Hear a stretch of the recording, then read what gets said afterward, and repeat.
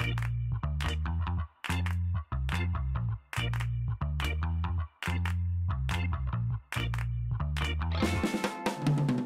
began with a story actually of two friends sitting. It's me and another friend of mine, and I brought some cevapi. There was somebody from Sarajevo at the gathering actually, and one person asked me, "Where do you get these cevapi from?" And I said the name of a place. You shouldn't take them there. They're not best. And I'm like, no, those are the best. And then we started fighting, and that's where it started. It was pandemic, and I wanted to do something about all the things that were happening around me, but I also wanted film to be a light, not to be heavy as the world around me.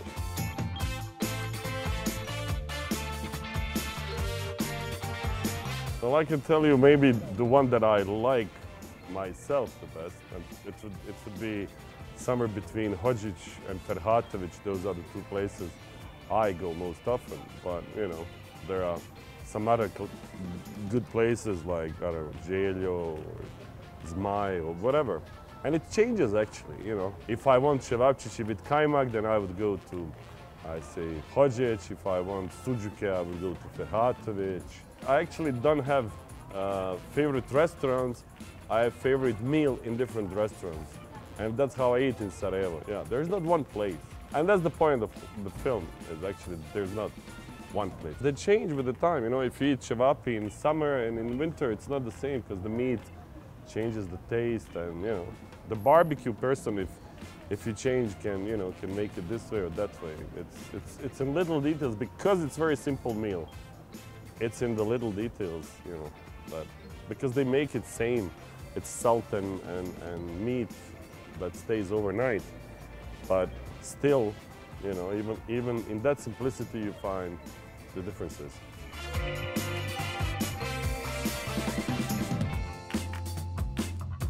Well, we shot in 3 weeks. Whole editing process, post-production was less than 2 months.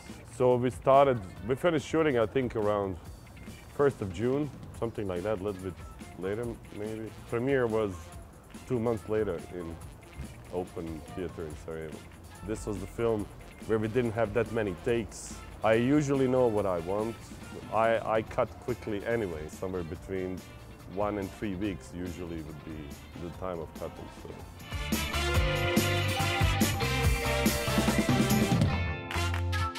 I don't know, I wonder.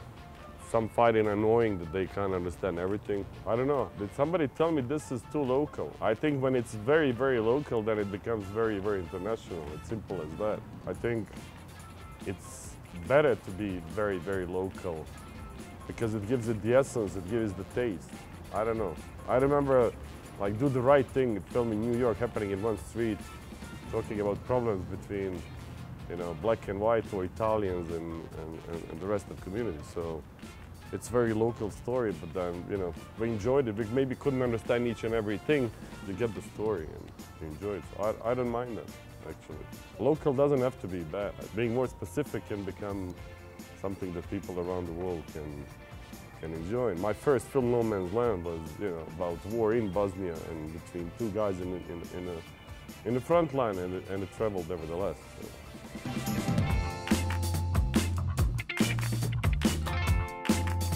Well, it was Sarajevo Film Festival that was a link between, all the things, and it was very easy. They came, they actually read the screenplay, they liked it, they said, let's do it, that's it. And they came during the shoot once to see how it's going, if everything was okay, and I think they trust Mira and his team now at this point, and so it was very smooth.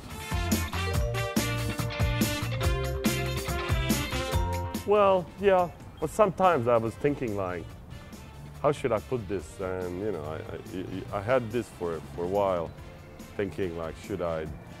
But then, one day I just decided not to care about it. It's a thing that happened, and now it's been a long time ago. So I go and I do the films in the best way that I can, and I never think about artistic. I always think about story. I always think about what would be the best way to shoot the story. That's why there are people who tell me you don't have a specific style. I take that as a compliment, because I think you can't shoot every story in the same. I mean, you can, but I prefer to try at least to shoot the story in a way that is best appropriate for that story. So sometimes I shoot it almost realistically, as if, you know, sometimes the camera is shaky, sometimes it's smooth, sometimes I used a lot of flying shots, sometimes I had none. It depends. With each story comes a different expression, and I like that. I enjoy that, because that's where fun is. Because you have to each time ask yourself, how do I do this? And each time you're at the beginning, you start from zero without knowing what will happen.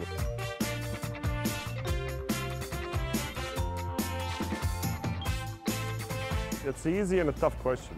It's easy because we have no cinema.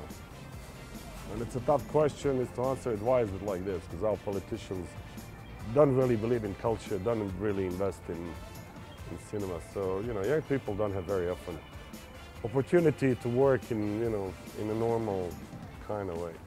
But on the other hand, you know, it can be, that's how I learned to work. So I can work with no money and I can work with, you know, with a big budget. It just switch in a way, and it can be great. But I wish we had more money, especially for young people. But again, on the other side, as I say, you know, these days you can use just a phone like you have, you know, in your hand. You pick it up and you film, and the quality of that image is much, much better than it was when I used to study. That's a good part.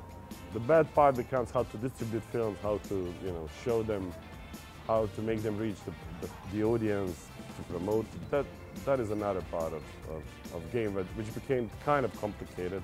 So, you know, it's easy and it's not. There are no ways, but at least, you know, they have different tools, so they should use them. Thank you.